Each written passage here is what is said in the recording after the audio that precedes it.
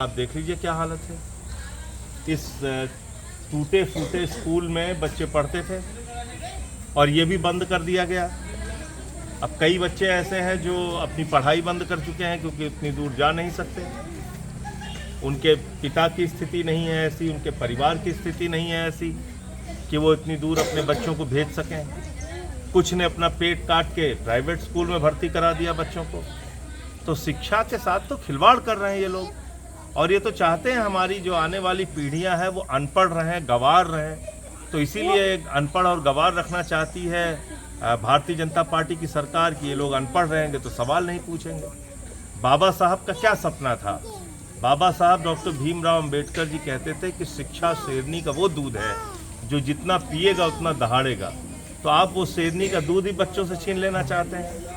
आप इन बच्चों को अनपढ़ बना के रखना चाहते हैं। कितनी शर्म की बात है कि नया स्कूल खोलने के बजाय आप स्कूल बंद कर रहे हैं। स्कूलों की व्यवस्था ठीक करने के बजाय मिड डे मील अच्छा हो, यहाँ पे पंखा हो। इसमें पंखा है भाई, चलता है पंखा, बिजली, कूलर, बढ़िया डेस्क बेंच, खाने का इंतजाम, ये सब अगर करा जाए तो कम से कम बच्चे और संख्या में पढ़ेंगे।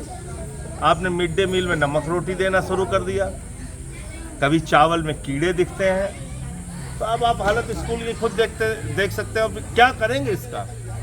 अगर आप इस विद्यालय को बंद कर रहे हैं तो यहाँ तो कुछ दिन बाद जुआड़ी बैठेंगे, शराबी बैठेंगे, खंडहर बन जाएगा। जो कुछ और बचा है वो भी खत्म हो जाएगा। तो इसलिए शिक्षा के साथ सरकार खिलवाड़ कर रही है। सर, राहुल गांधी ने चुनाव चोरी का आरोप लगाया, इसे आप कैसे देखते हैं और इस पर आपका क्या कहना हुई है?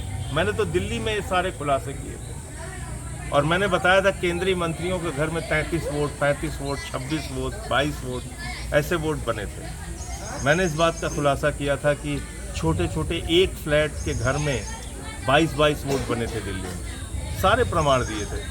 बुराड़ी का रहने वाला व्यक्ति केंद्रीय मंत्री के घर में उसका वोट बना था। तो ये सब तो हमने शिकायत की थी।